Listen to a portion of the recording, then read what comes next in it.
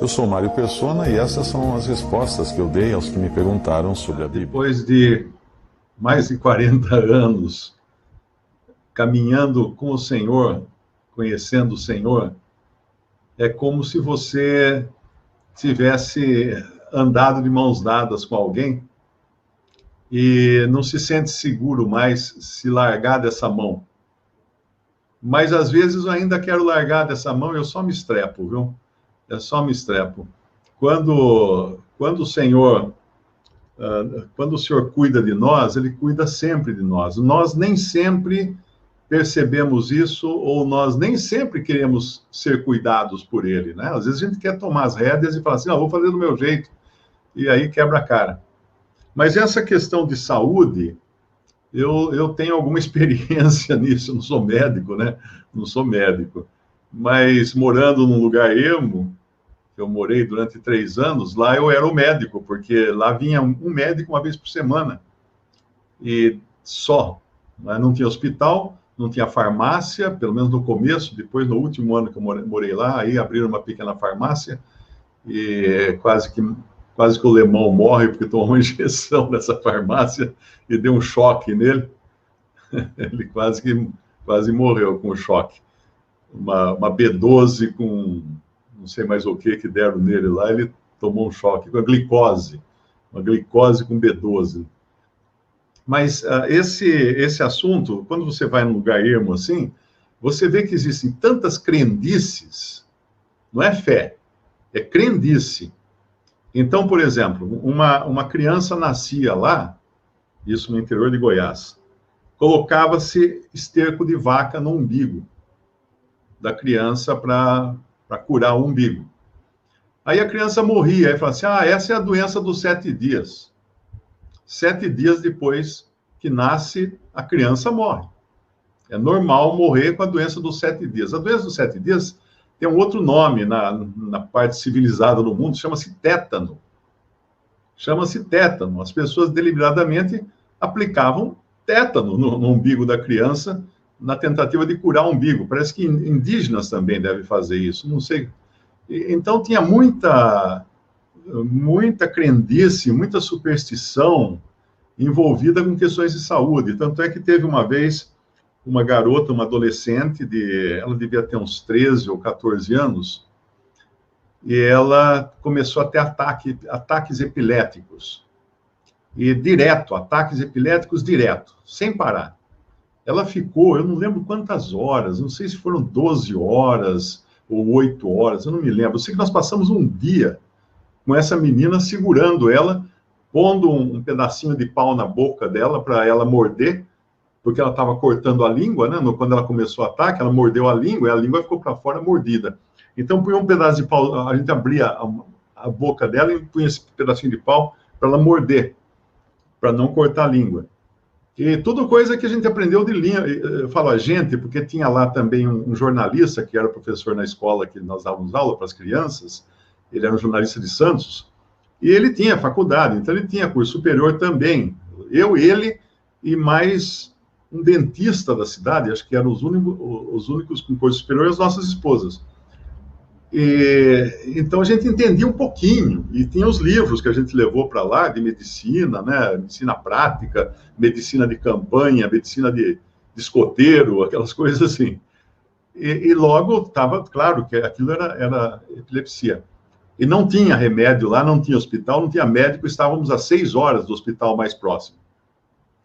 Então, o que aconteceu nesse teatro todo? A cidade inteira veio e ficou querendo saber, tá com demônio, tá com demônio, é demônio, é demônio, é demônio. Aí chamaram uma mulher espírita.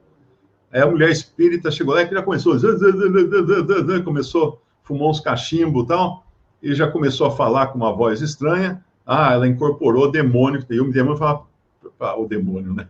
Era o demônio, mano, que estava com a mulher espírita, que, não, eu vou levar essa criança para mim, essa criança é minha, e não sei o que e tal. Então ficou um circo. No fim, nós não conseguimos fazer nada pela menina, infelizmente, não tinha nada que parasse que parasse o ataque epilético dela e ir direto, o corpo dela não aguentou. Ele entrou numa cadência que não aguentou. Aí, quando deu uma parada cardíaca, aí esse meu amigo começou a fazer massagem cardíaca nela e fazer respiração boca a boca, e aí ele dava soco no peito da menina para poder ver se o coração voltava a funcionar. No dia seguinte, a cidade inteira falando que ele tinha matado a menina de tanto dar soco nela. Então, quando você vê o tanto de crendice, de superstição que pode existir, vamos dizer assim, é natural, num lugar com pouco recurso, no lugar não tinha televisão, as pessoas não tinham TV, não tinha como se informar, não tinha quase nada de acesso. Eu não estou falando de era internet, hein, gente? Por favor, que você busca lá na hora, você já resolve as coisas. Não. Isso foi nos anos 79, 80. Então, o pior é quando você volta para o lado da cristandade e vê como são tratadas as doenças em uma grande parte da cristandade, com a mesma superstição, a mesma crendice. E lá eu aprendi isso também, porque um dia encontro lá um irmão, chamava-se Sebastião, ele é um trabalhador braçal, ele só aprendeu a ler, ele não aprendeu a escrever, ele aprendeu a ler lendo uma Bíblia. Ele era de uma denominação pentecostal, e lá um dia eu encontro com ele na rua, meio apavorado, falei, Sebastião, onde você vai? Irmão, eu vou ver se arrumo um remédio para o meu filho aí, que ele está com muita dor de cabeça. Eu falei, por quê? O que será que foi? Não, ele foi ofendido de cobra, que costumavam falar lá. Ofendido de cobra. Eu falei, poxa, ele tomou uma picada de cobra, Sebastião. Você não vai dar aspirina para ele, não vai resolver isso. Não, eu já dei um chá de erva, nós fizemos as orações, ele vai ser curado, nós temos fé, não sei o que. Não é assim que funciona, Sebastião. Precisa tomar o soro antiofídico, é picada de cobra. Que cobra que era? Jararaca. Ele sentou em cima de uma jararaca, ele estava brincando de jogar bolinha lá. Sentou em cima da jararaca, ela mordeu no bumbum dele. Aí eu já peguei o carro, fui para uma fazenda, não tinha soro na cidade. Fui no posto da cidade, tinha um postinho lá, não tinha soro. Fui para uma fazenda próxima, que eu sabia que eles mantinham o soro numa geladeira. Tinha o soro, estava vencido. Bom, está vencido, mas é o único que tem. Voltamos lá para o postinho, e o dentista estava lá no postinho. Vamos aplicar o soro no menino. Aí aplicamos o soro nas costas dele. Vimos lá no livro como é que fazia para aplicar um soro antiofídico, né, em vários pontos da pele das costas. E aí, falei, bom, Sebastião, agora tem que levar ele para o hospital. Não, irmão, agora já vai ficar bom, já está bom, já oramos, demos um chá para ele, tomou um chá de erva, não sei o que. Não, Sebastião tem que levar para o hospital, porque o soro só não resolve. Bom, insisti de quase brigar com o homem, de enfiar ele à força na minha Kombi, o filho também. Fomos para Brasília, para o hospital em Brasília. 6 horas de viagem. Chegamos à noite lá em Brasília, descarreguei eles no hospital, voltei para Alto Paraíso. Bom, depois eu soube, no meio da noite, ele teve uma crise renal, os rins pararam de funcionar. Óbvio, né? Porque você dá um soro antiofídico, o veneno tem que ir para algum lugar. O veneno vai para os rins. E vai para os rins e bloqueia os rins. Se esse menino não estivesse no hospital, ele teria morrido. Aí o pai veio me agradecer, falou assim, irmão, se não fosse o hospital, tinha morrido. Porque ele teve uma crise renal lá, não teve jeito de...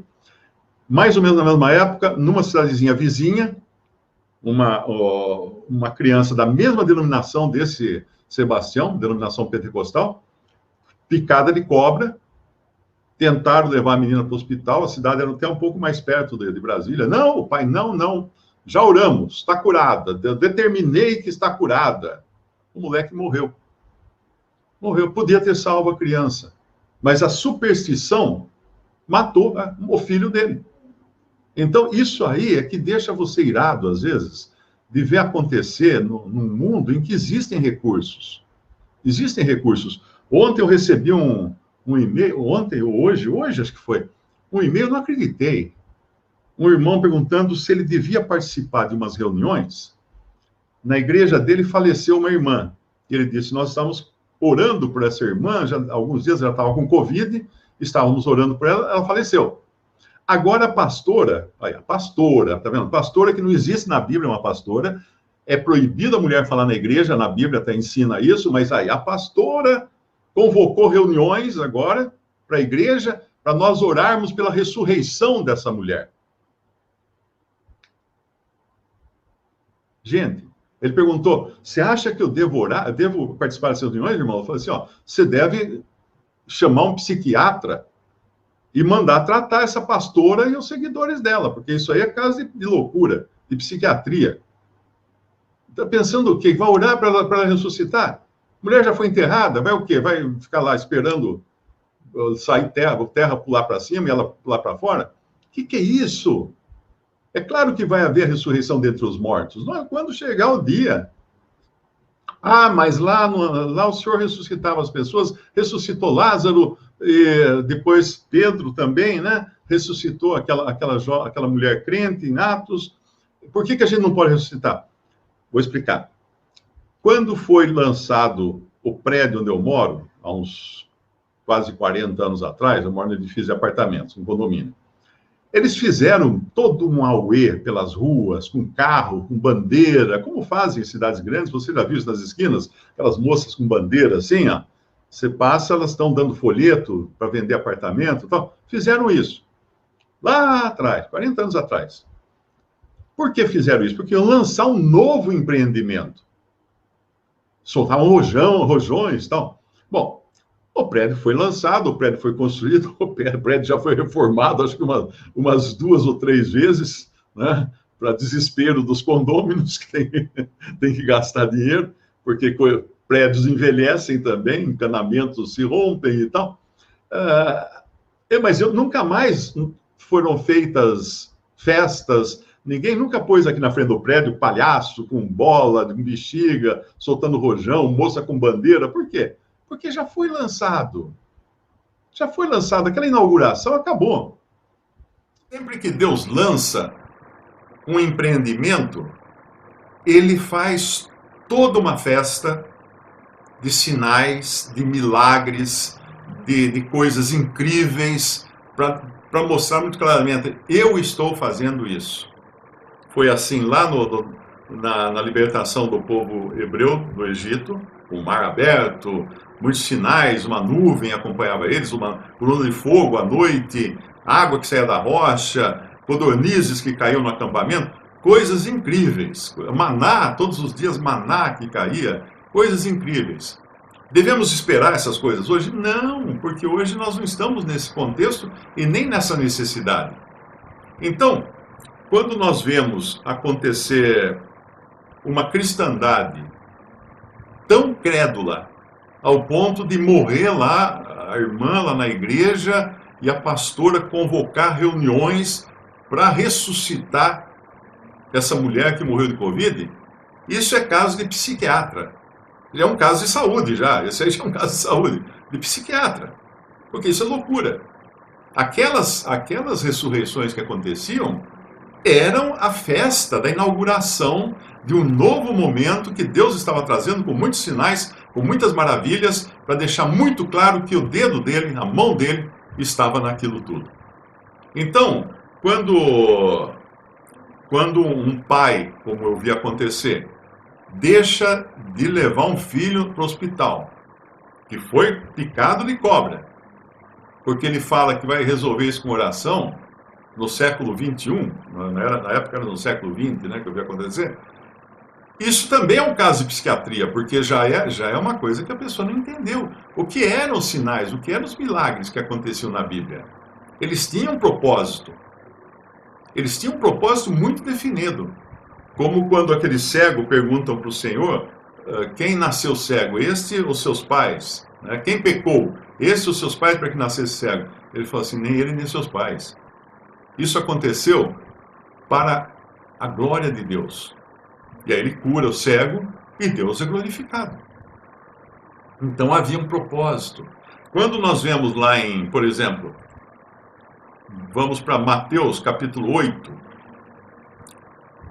versículo 16. Em Mateus capítulo 8, versículo 16, e chegada a tarde, trouxeram-lhe muitos endemoniados, e ele, com a sua palavra, esse o Senhor Jesus, expulsou deles os espíritos e curou meia dúzia de enfermos. É isso que está escrito aí? Não. Não. E curou todos os enfermos, todos os que estavam enfermos. Ele não curou meia dúzia, ele curou todos. Então eu não posso querer agora falar assim, ó, vamos fazer uma grande campanha de curas e libertações na igreja, porque não vai acontecer isso. Vai ter lá 1000 pessoas doentes, mas ninguém vai conseguir curar todas elas, porque quando o Senhor Jesus curava todas. Expulsou espíritos, curou todos os que estavam enfermos, para que se cumprisse o que fora dito pelo profeta Isaías, que diz, ele tomou sobre si as nossas enfermidades e levou as nossas doenças. Isso que ele está dizendo aqui era o cumprimento ali, naquela hora e lugar, da profecia de Isaías. Cristo não levou as nossas enfermidades na cruz, entenda isso. Ele levou na cruz os nossos pecados, os pecados daqueles que creram nele. Isso ele levou na cruz. Mas em vida, andando aqui na terra, ele pegava uma multidão de enfermos, e é como se ele puxasse para sobre si, todas aquelas enfermidades. E ele não ficava doente. Ele levou sobre si as nossas enfermidades. Ele atraía para ele as enfermidades. Mas como ele não tinha pecado, ele não ficava doente. É como se ele fosse um aspirador de pó, aspirando as enfermidades para si. É esse o sentido que ele levou sobre si as nossas enfermidades. Entendeu? Então, quando uma pessoa tenta repetir isso hoje, como um que me escreveu, falou assim, eu acredito que um crente verdadeiro nunca fica doente. Eu falei, ah é? Não fica? Você não tem cáries, não? Seu cabelo não cai? Você tem alguma pinta na pele? Porque pinta é um câncer. Pode não ser maligno, mas é um câncer. Benigno, mas é um câncer. É um defeito. Você tem caspa? Você tem escamação? Você tem espinhas? Você tem qualquer coisa. Porque todos nós, se ficarmos aqui e o Senhor não voltar antes para nos arrebatar, nós vamos morrer de alguma doença. Quando alguém fala assim, ele morreu saudável. Ninguém morre saudável. Se é saudável, teria morrido. Eu nunca esqueço uma vez um irmão, na reunião de orações, né, aqui em Limeira, na hora de dar avisos, pedir orações tal, para as pessoas, ele avisou, falou assim, olha, o pai da minha esposa, ontem ele foi dormir e acordou morto. Aí todo mundo ficou meio assim, né? Como acordou morto, né? Que morto não acorda, né? Ele foi dormir e morreu, né? Ele não soube se expressar muito bem. Então não tem jeito. Nosso corpo está se decompondo todos os dias. Nós vamos morrer. Todos nós. Se o Senhor não voltar antes, vamos morrer. Mas isso vira essa boca para lá, bate na madeira. Não. O que Paulo fala? Estar com Cristo partir para estar com Cristo é muito melhor. É muito melhor. Então, quando uma pessoa insana reúne lá a igreja, ela própria numa posição que ela não deveria estar, que é uma mulher pregando publicamente, ela reúne para orar para a ressurreição de uma irmã que morreu. Isso é loucura. Isso é o mais baixo nível da crendice e da superstição. Não é cristianismo isso. Porque o cristão vai entender que quando aconteciam esses milagres de curar todas as pessoas, não curar uma pessoa, duas, todas as pessoas, era porque Deus estava avisando, olha quem está aqui na terra hoje. O Filho de Deus veio ao mundo. E ele está dando um aperitivo do que será no milênio, no reino milenial de Cristo na terra, quando todas as pessoas serão curadas. Haverá doenças nos 1000 anos de reino de Cristo, porque as pessoas que entrarão no reino não serão pessoas ressuscitadas e nem transformadas. Serão pessoas comuns. Naqueles 1000 anos, Satanás estará preso vão nascer crianças, porque o mundo vai continuar funcionando como é hoje. Vão nascer crianças, porém haverá uma árvore, que é a árvore da vida, cujas folhas será para a saúde das nações. Então as pessoas terão curas, como o Senhor Jesus mostrou no seu aperitivo nos evangelhos, do que ele irá fazer no milênio. Além de ver aqui em Mateus, que nós vimos, quando todos foram curados, vamos a um outro versículo, que é em Atos capítulo 5.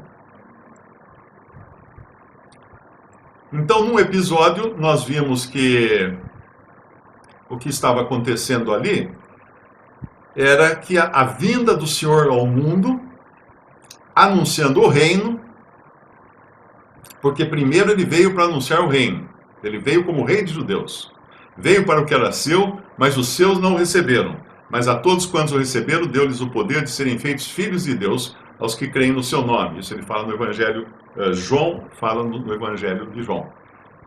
Mas lá, então ele estava mostrando que haveria uma era de cura, uma era de saúde perfeita, que seria no seu reino, se eles tivessem aceitado a Jesus como rei, o que não aconteceu.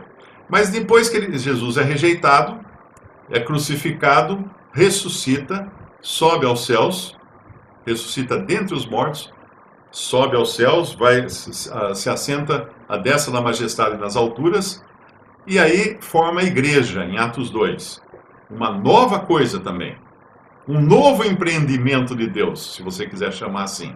Um novo empreendimento. Deus lançou os fundamentos e ele deixa muito claro que é um edifício, a igreja, né? Ele fala em Atos capítulo 2, se não me engano, ele fala o edifício, morada de Deus em espírito.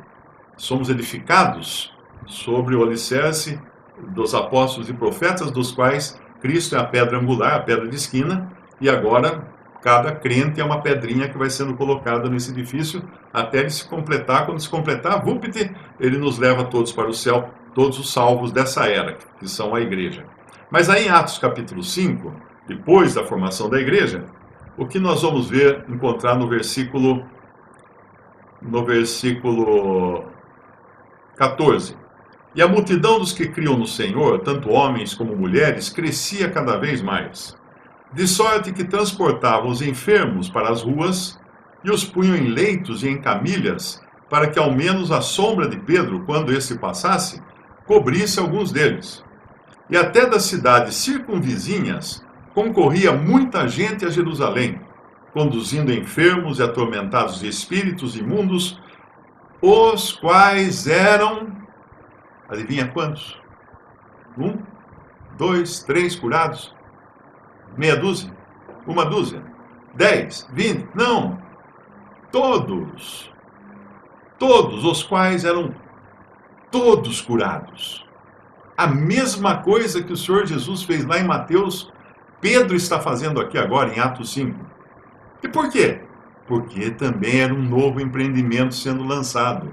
Então ele vinha com os fogos de artifício, dos milagres, das curas, das maravilhas, porque era uma coisa nova. Percebe? Passa a fita agora, avança a fita, 2000 anos. O que nós temos hoje? Hoje nós temos um cristianismo, ou uma cristandade, que já está no bico do corvo, como se costuma dizer. Porque o Senhor Jesus falou assim: eu estou a ponto de te vomitar da minha boca. Ele fala isso para a igreja de Laodiceia, que é o último estágio da cristandade na terra. Dizes, eu sou rico e abastado, não preciso de coisa alguma, e não sabes que é miserável, e pobre, e cega, e nua. Arrepende-te, ele fala. Porque esse é o estado hoje.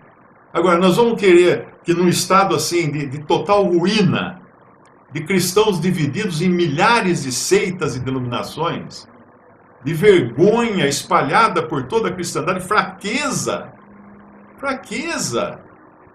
nós vamos querer viver no poder do primeiro amor?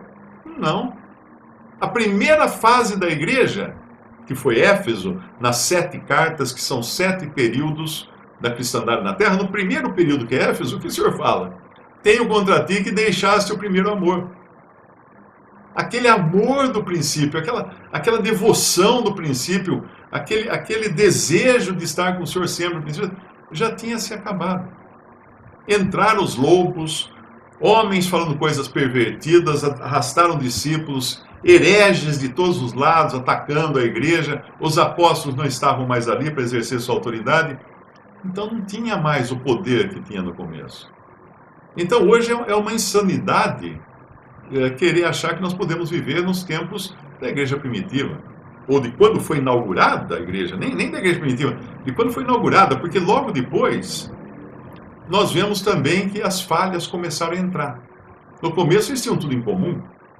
Daqui a pouco, no capítulo acho que 6, se não me engano, de Atos, já estavam brigando, porque a distribuição dos alimentos estava mais para um, menos para os outros, e aí começou a discussão, né? E depois não funcionou. E logo nós vamos encontrar embora Paulo curasse pessoas e tudo, logo nós vemos como Paulo fazendo o quê?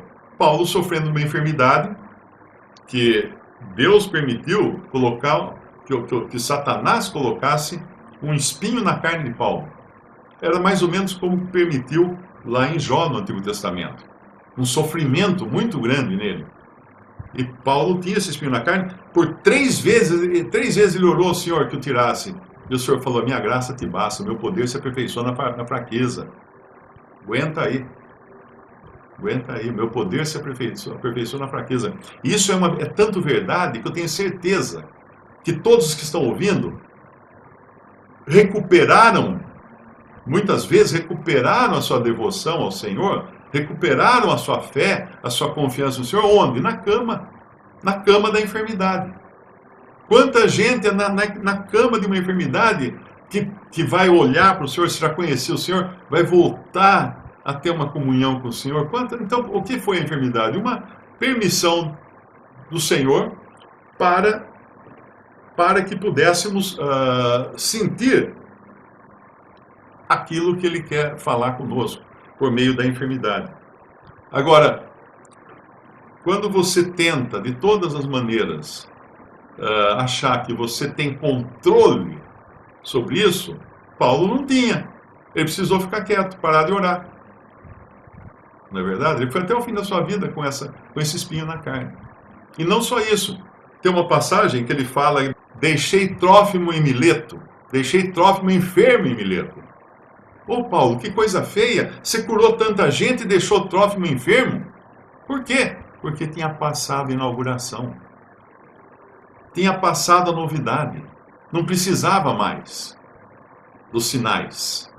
Por isso que ele deixa Trófimo enfermo em Mileto. E ele não cura Timóteo das suas enfermidades frequentes no estômago. Ele fala para Timóteo tomar vinho. Beba um pouco de vinho.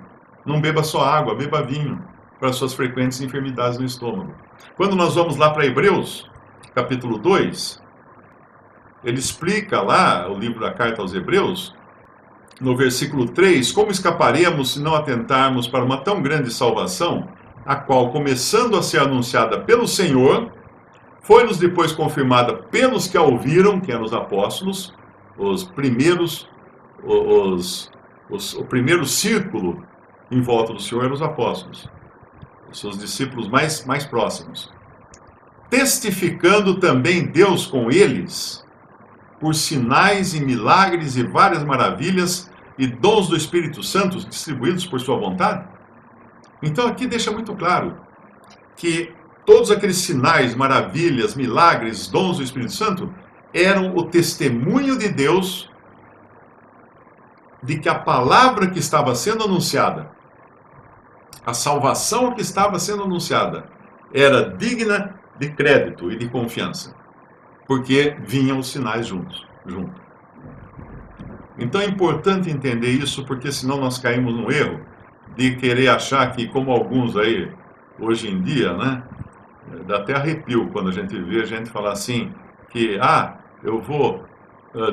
Outro dia um perguntou para mim, devemos orar e determinar que a pessoa seja curada?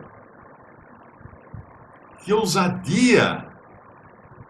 Por acaso você manda em Deus? Você manda no Senhor para determinar que a pessoa seja curada? O que é isso? Nós não determinamos coisa alguma. Como costuma dizer, né, popularmente, nós somos os últimos que falam, os primeiros que apanham. Porque nós não temos poder em nós mesmos, e Deus não é, o Senhor não é o nosso gênio da lâmpada. Eu vou querer agora R$1 milhão. Esfrego a lâmpada da fé para sair o gênio do Senhor e me dá R$1 milhão na conta. Apareceu na minha conta, sem ninguém. Tem umas igrejas aí que pregam isso. Apareceu na conta do cara. Cara, se apareceu, alguém perdeu. Desapareceu da conta de alguém. Percebe? Então é muito importante não perder tempo atrás dessas superstições, atrás das mentiras que são pregadas por aí, de determinar que Deus cure. Nós não determinamos coisa alguma, nós oramos. Devemos orar. Tá enfermo? Ore. Está alguém alegre? Cante louvores. Está alguém enfermo? Ore. Mas não, como é que faz? Você vai aí nesses lugares e os caras estão falando assim: eu repreendo a enfermidade, eu profetizo a cura, sai Satanás, queima a doença, aleluia, repreendo o diabo.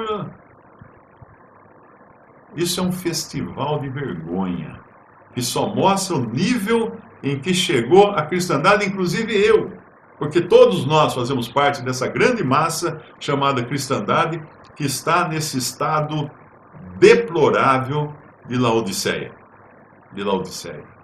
E outra, se o Senhor quiser que a gente tenha uma enfermidade, nós vamos ter. Ninguém vai durar para sempre nessa terra. Esse corpo está desmontando, está se desfazendo. A cada dia nós morremos. As nossas células, até uma certa idade, elas estão se multiplicando. Depois de uma certa idade, meu filho, aí é o cabo da uma esperança. Aí começa a ceder todas as células, já não funcionam mais como eram, começa o envelhecimento, as pintas, né? Vê na mão de velho. Eu era garoto, olhava assim: nossa, por que será que velho tem esse monte de pinta na mão? Agora eu sei, eu olho para minha mão, agora eu vejo, né? Por que tem pinta na mão? Por que tem cabelo branco? É a velhice. Tudo deteriorando. Mas como Paulo escreveu sobre a morte, ele falou da morte.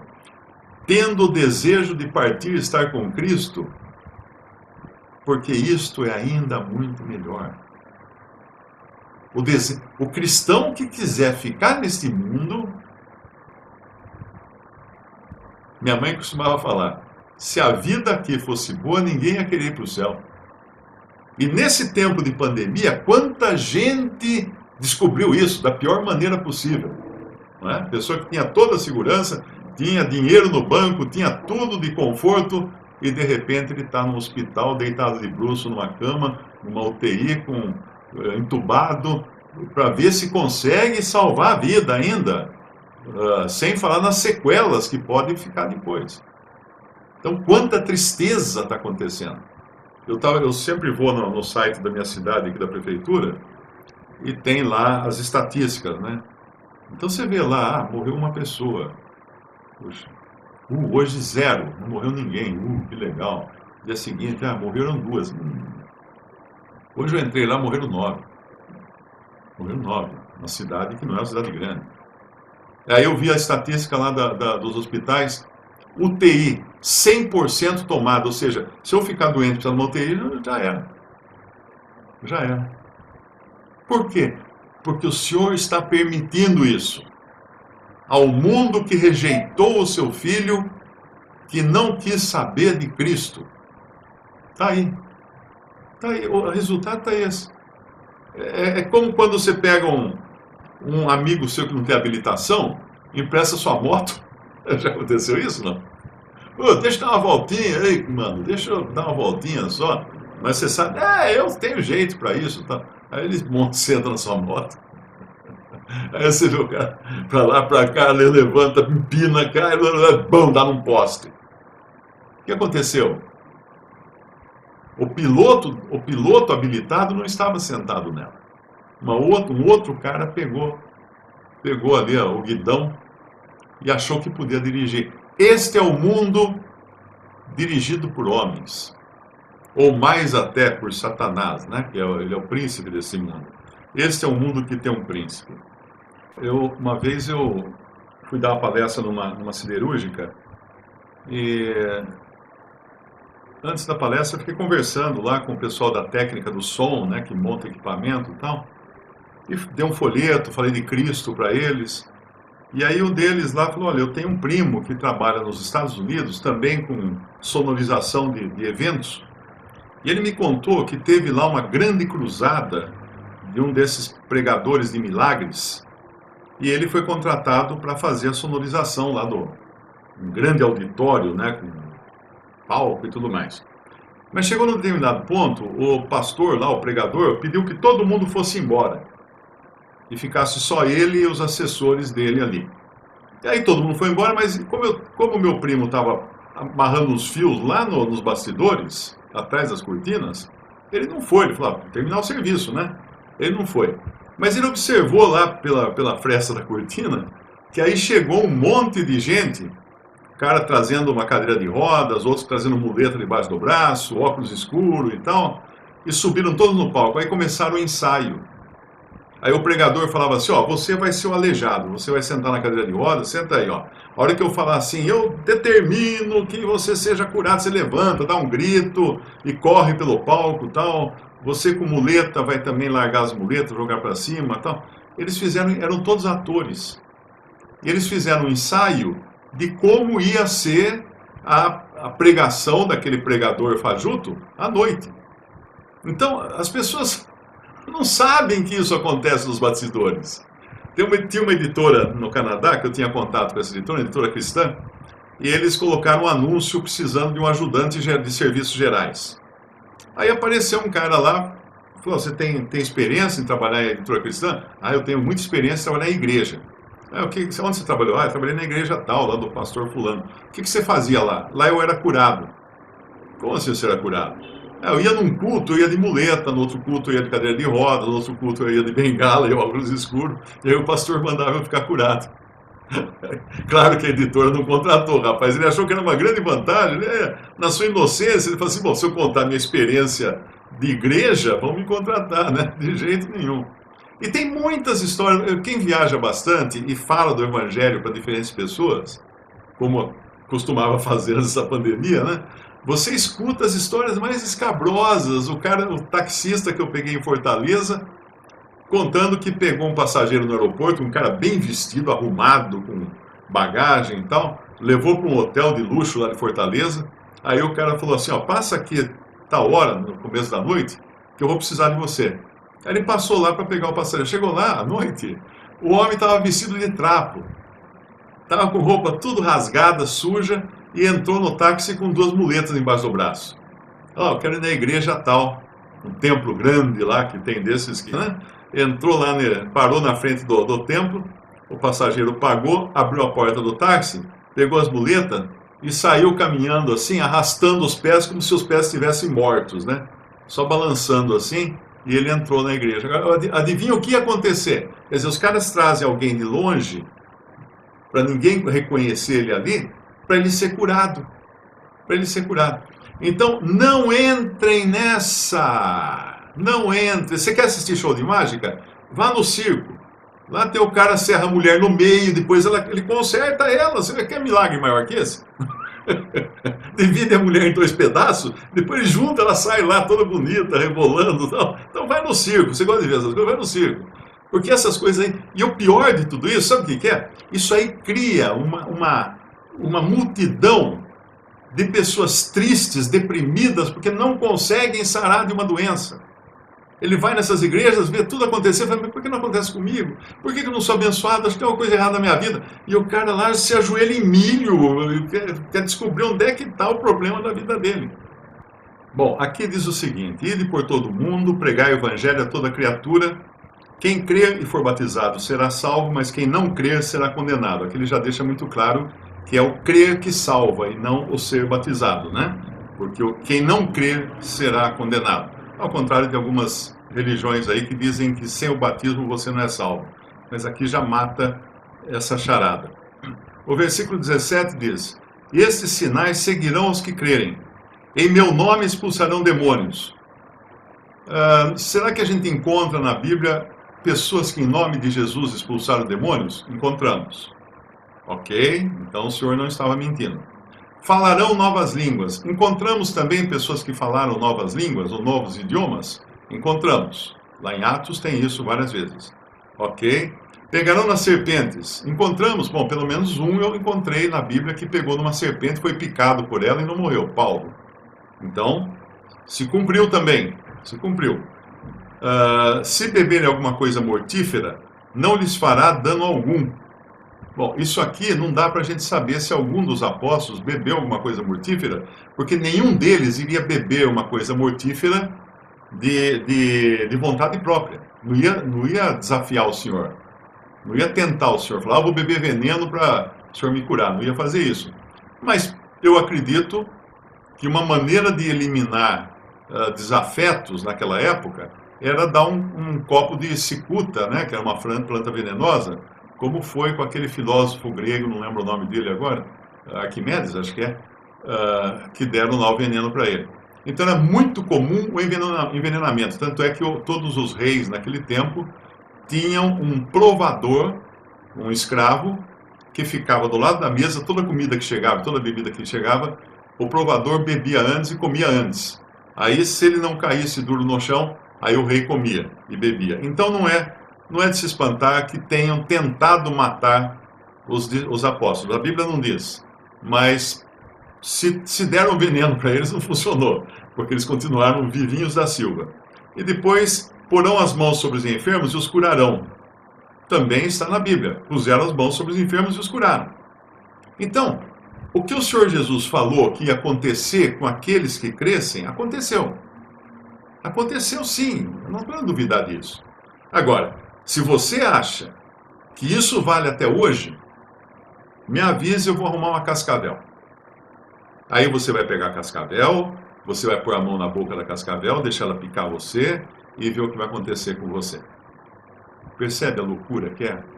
Porque se você já tem prova de que isso aconteceu, e onde está a prova? Na própria palavra de Deus. Por que é que você vai querer repetir essas coisas? A troco de quê? A sua fé, então, é muito, muito fraca para acreditar no que a palavra de Deus diz? Ah, não, se eu não vir essas coisas acontecerem, eu não vou crer. Será que é isso? Então, creia na palavra de Deus. Se o Senhor falou que isso aconteceu, e aí você segue algumas páginas adiante, e aconteceu, então aconteceu. Pronto. O que você quer mais? O que você quer mais para provar que a palavra de Deus é verdadeira? Aconteceu. Está ali provado, com testemunhas, com muitas pessoas, e aconteceu com todos que eram curados.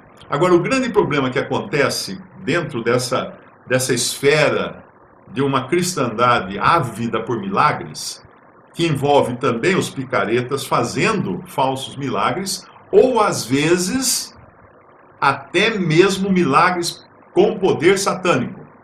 Porque Janes e Jambres, que eram os magos de Faraó, repetiram todos os sinais que Moisés fez.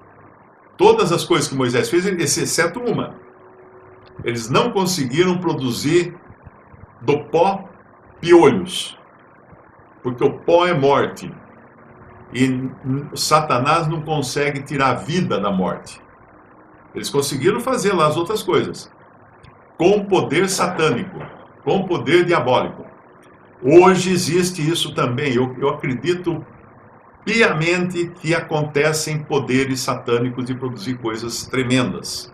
E não só nessas falsas igrejas por aí, nesses templos de circenses que você encontra por aí. Não só nesses lugares. No espiritismo, na Umbanda, na Macumba, acontecem coisas do Arco da Velha.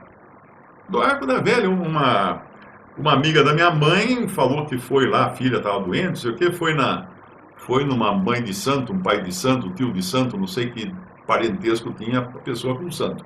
Foi lá, tá com encosto, tá com um demônio, tá com isso, tá com aquilo. Precisa fazer um trabalho.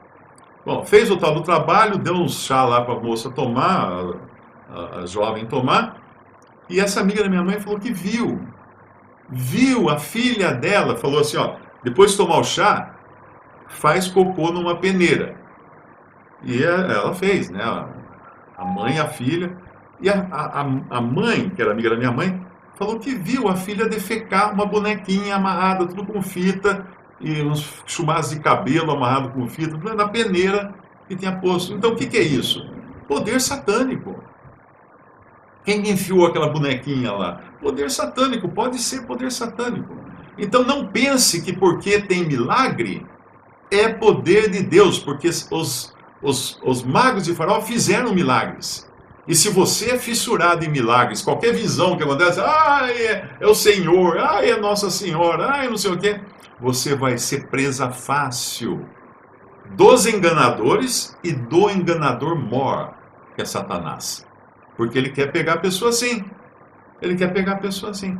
Pessoas constantemente buscando algum sinal, algum milagre, viciadas em querer ver para crer.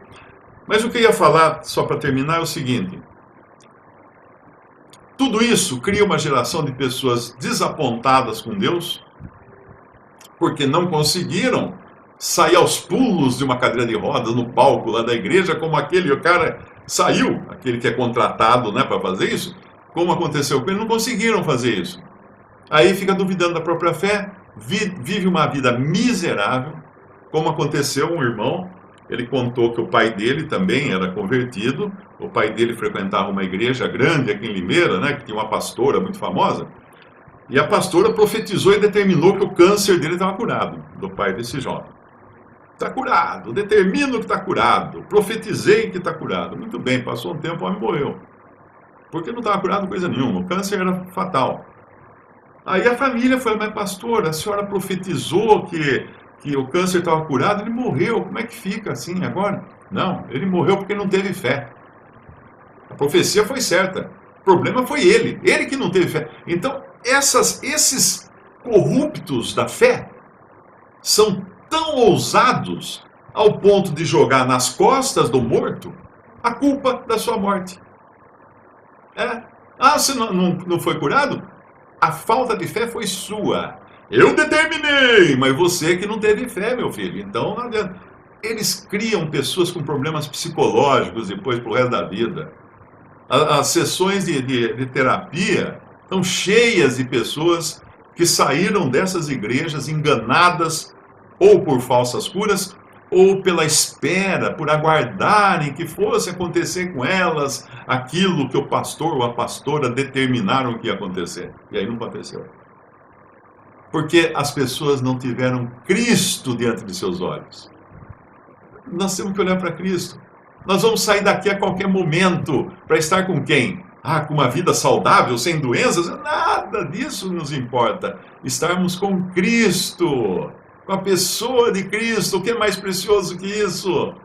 Então, não vá atrás dessas presepadas que fazem por aí, porque você vai cair no fosso e na depressão, você vai ficar deprimido. Muitas pessoas me descrevem que frequentava uma igreja tal lá e entrou numa depressão profunda porque não via acontecer consigo o que diziam que acontecia com todo mundo lá. E entra em depressão. Aí leva uma vida miserável. Não se deixe levar por isso. É triste, às vezes eu vejo que nem essa aí que o rapaz escreve, o irmãozinho escreve, e se deve juntar lá nas orações da igreja que a pastora está determinando que ressuscite a jovem que morreu de Covid. Tenha paciência. Isso, olha, eu se eu fosse fazer faculdade hoje, acho que eu ia fazer psiquiatria, viu? Porque tá assim, ó. Tá assim de clientes em potencial por aí. Alguém perguntou aqui, Mário, como você ora quando fica doente? Eu oro assim, Senhor, o que o Senhor quer me mostrar? E realmente é isso que eu peço. É a primeira coisa que eu peço. Senhor, o que o Senhor quer me mostrar com isso? O que eu tenho que aprender? Eu não quero faltar dessa aula. Visite respondi.com.br. Adquira os livros ou baixe e-books. Visite 3minutos.net. Baixe o aplicativo.